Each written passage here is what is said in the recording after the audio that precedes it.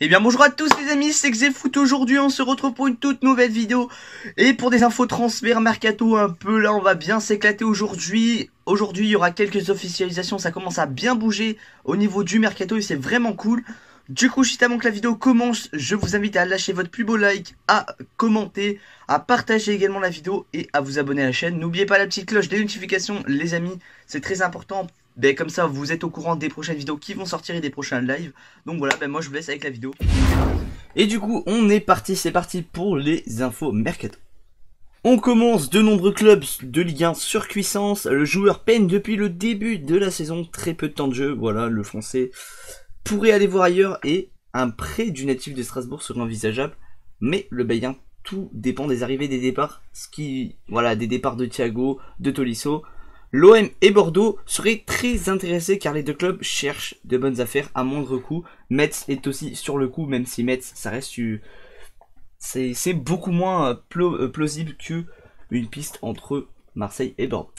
Ivan Rakitic proposé au PSG, le Barça en manque de liquidité verrait du bon oeil un départ de Rakitic cet été. Lui qui est sous contrat jusqu'en 2021 avec le club Blaugrana. Rakitic ne serait pas contre une arrivée dans la capitale qui cherche d'ailleurs un milieu de terrain pour se renforcer. On rappelle que Paris aurait mis Idrissa Gueye sur le marché des transferts, donc ça pourrait être une bonne recrue. Kubo ne veut pas aller au Paris Saint-Germain. Kubo pisté par une dizaine de clubs, voilà, ils veulent le prendre en prêt ou même en achat. Kubo, prêté à Majorque la saison dernière, aurait refusé une offre concrète de Leonardo pour un salaire de 4 millions par an. Kubo a d'autres plans et voudrait notamment s'imposer au Real Madrid. Zinedine Zidane n'a pas exclu cette semaine en conférence de presse de le rajouter au groupe des Merengues pour la saison prochaine. Donc Zidane aimerait le garder, pourquoi pas pour la saison prochaine et pour préparer l'avenir. Le PSG s'active pour Dodo. Durant ce mercato, le PSG voudrait combler tout simplement le départ de Thomas Meunier et pour épauler également Colin Dagba. Paris aurait fait part de son intérêt à l'entourage de Dodo. Le jeune latéral brésilien sera emballé par une arrivée à Paris, car c'est seulement sa première saison où il était vraiment bon, on va dire, et on va voir si Paris est capable de miser sur un joueur aussi jeune et avec quand même peu d'expérience. Guendouzi poussé vers la sortie Arsenal. Depuis l'arrivée de Mikel Arteta sur le banc des Gunners, Matteo Guendouzi joue beaucoup moins et Arsenal souhaiterait le vendre pour une offre avoisinant les 40 millions. Le PSG aimerait le rapatrier, mais la somme reste quand même élevée. Rappelons que le joueur avait joué il y a 6 ans déjà au Paris Saint-Germain. Enfin, 8 ans je crois, donc ça fait un moment.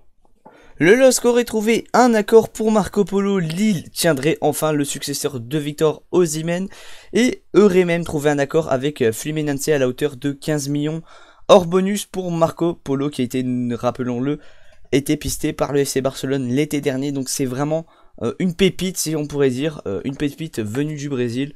Donc on va voir s'il est capable de d'éclore comme ce fut le cas pour Victor Osimhen. Matuidi plaît toujours à Lyon. Lyon est très intéressé par Matuidi. Jean-Michel Aulas l'a déjà dit plusieurs fois. Depuis même l'été dernier, ils sont intéressés. Mais sans Ligue des Champions pour l'OL l'année prochaine, ça serait presque mission impossible de faire venir Blaise Matuidi à l'Olympique Lyonnais. Sans Ligue des Champions, pour moi, c'est impossible que Matuidi signe à Lyon. Parce que Matuidi, il est bien à la Juventus. Il joue pas mal en plus cette saison. Il a quand même pas mal joué sous Mauricio Sarri. Donc tant mieux qu'il reste là-bas. L'OL s'est renseigné pour Gabriel Paulista, véritable pilier de la défense de Valence ces derniers mois. Paulista veut la naturalisation espagnole et Valence souhaiterait le prolonger. Son contrat expire en 2022. Valence veut entre 20 et 25 millions pour laisser partir son défenseur. C'est vraiment le pilier de la défense du côté de Valence. Ça m'étonnerait qu'il parte vu qu'il a demandé la naturalisation espagnole. Donc je pense pas qu'il y aura de départ pour le joueur. Bertrand Traoré retapé dans l'œil de Crystal Palace. L'entraîneur des Aigles aime bien le profil du joueur. Et un échange Traoré-Sako pourrait être envisageable. Rappelons-le que Sako, Lyon serait intéressé par Sako. Et du coup Crystal Palace par Traoré. Traoré qui n'a pas fait l'unanimité cette saison sous les ordres de Rudy Garcia. Thiago Alcantara sur le départ, Liverpool a fond sur lui. Thiago, qui depuis 7 ans fait les beaux jours du Bayern Munich, aurait refusé une offre de prolongation. Son contrat expire en 2021, donc le Bayern va devoir le vendre et vite. Liverpool serait le club le plus avancé sur le dossier et devrait dans les prochains jours contacter l'entourage du joueur pour essayer de trouver un accord contractuel avec lui. Voilà, Thiago Alcantara a même d'ailleurs à certains joueurs du Bayern a même fait ses adieux. Donc le départ de Thiago Alcantara semble inévitable. Et Liverpool rêve de Koulibaly, une charnière Van Dijk Koulibaly, ça ne vous fait pas rêver, mais malheureusement, ça ne sera pas le cas.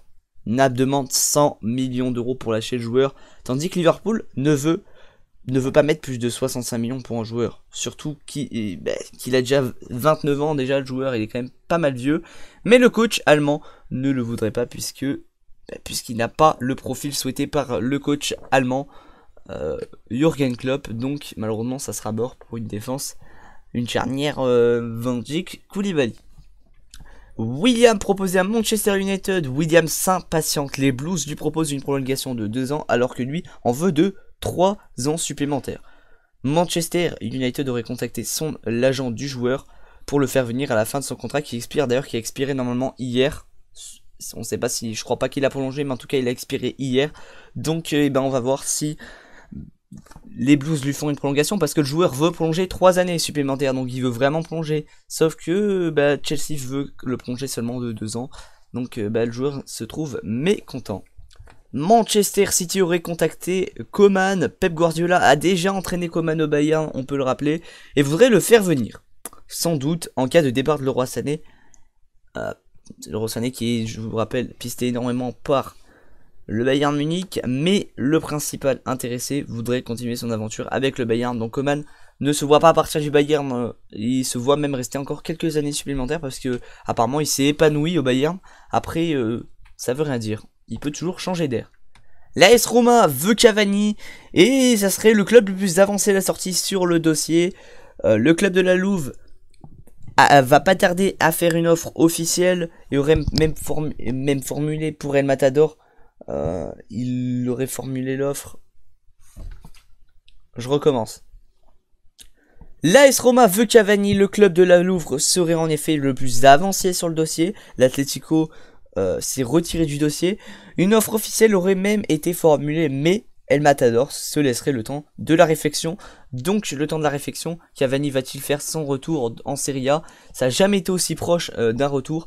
Et on va voir s'il est capable de faire un retour à l'AS Roma qui piste notamment un ancien joueur qui s'appelle Pedro, qui est en fin de contrat avec Chelsea. Et sûrement une des plus grosses informations de la semaine, l'Inter va s'offrir Hakimi. Hakimi est arrivé à Milan, Hakimi a signé son contrat, Hakimi, il manque plus que l'officialisation pour Hakimi. Et à la surprise générale, Hakimi a donné son accord du coup pour le montant de seulement 40 millions. On connaît le marché des latérales et on connaît le potentiel des latérales et il s'est avéré cette saison comme un des meilleurs latérales du monde, on pourrait dire. Et quand on se dit qu'un Lucas Hernandez a été transféré pour 80 millions et lui pour 40, moi je dis c'est plutôt l'inverse qui aurait dû se produire. Mais voilà, mais c'est vrai que c'est une très belle affaire pour l'Inter. 40 millions c'est vraiment pas beaucoup pour un latéral de ce niveau. Et une grosse information, encore une fois, c'est Osimhen à Naples. Ça brûle, Naples a proposé 60 millions pour le joueur, tandis que Lille en veut au moins 80 millions. Mais Luis Campos et Victor Osimhen sont dans l'avion. Pour aller à Naples, le joueur est tombé d'accord avec le Napoli pour un contrat de 5 ans. Normalement, à l'heure où je vous parle, Luis Campos et Victor Osimhen sont d'ailleurs déjà arrivés à Naples pour finaliser le transfert de l'international nigérian. On va voir, ça va tourner entre 60 et 80 millions du coup l'offre. Moi je partirais sur une offre de 65 millions 70, je pense qu'ils vont trouver un accord, c'est déjà pas mal pour un joueur recruté seulement 15 millions. Et la grosse information de la semaine, Arthur signe à la Juventus, le joueur sera transféré contre la somme de 72 millions plus 10 de bonus. Et il sera transféré du coup du Barça à la Juventus.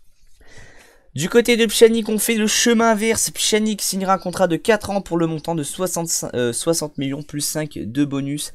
Ça fait quand même beaucoup pour son âge, voilà. Il a 30 ans.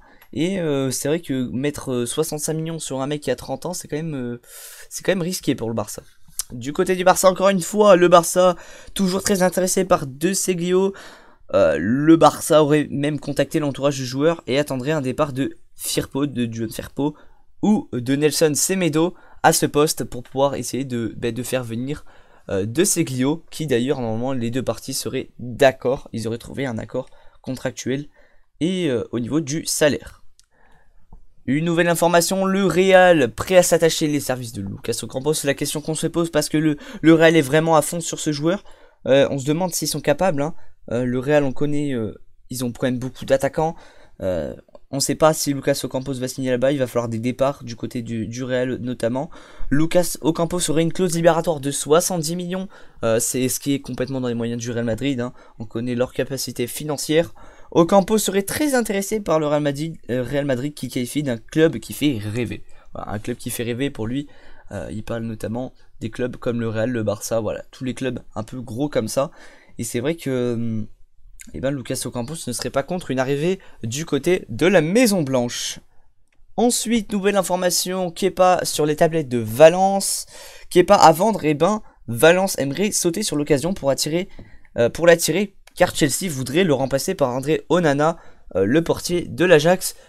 Il fait pas les beaux jours actuellement parce que depuis le changement d'entraîneur, Kepa est beaucoup sur le banc.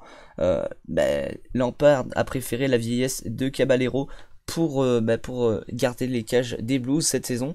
Et Kepa n'est pas vraiment le bienvenu, on va dire entre guillemets, dans les cages de Chelsea actuellement. Et c'est une information qui devait être officielle. Enfin, Thomas Meunier signe enfin à Dortmund.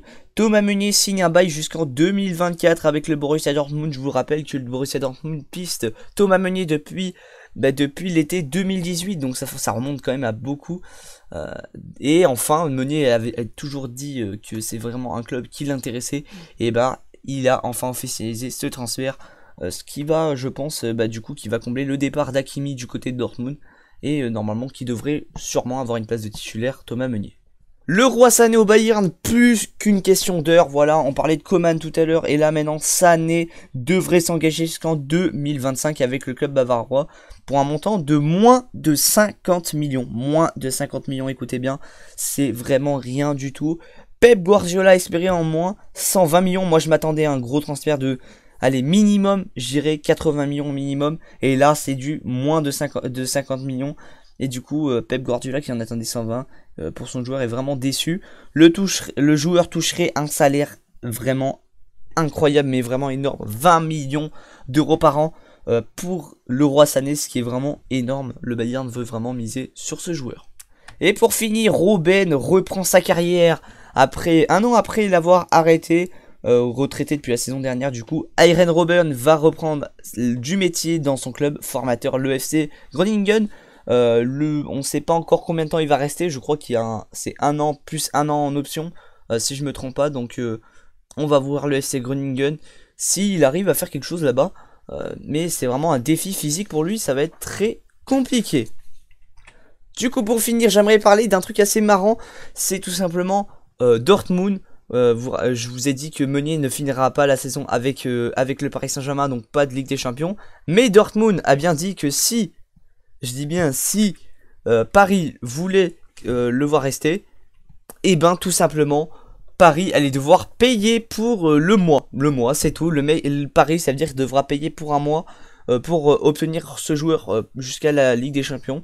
Donc vraiment, ça serait un prêt de un mois, ça serait vraiment incroyable. Donc bon, ça m'étonnerait que ça se passe, même si Paris, je pense, Thomas Tuchel est quand même déçu de voir partir des cadres comme Cavani. Et du coup, c'est la fin de cette vidéo, j'espère qu'elle vous aura plu. Si c'est le cas, n'hésitez pas à lâcher un gros pouce bleu comme je vous ai dit. On essaye de faire péter cette barre d'abonnés. Comme d'habitude, ça serait cool d'arriver aux 100 abonnés le plus vite possible, on va pas se mentir. Et donc, moi je vous dis à la prochaine, c'était Xefoot, ciao ciao.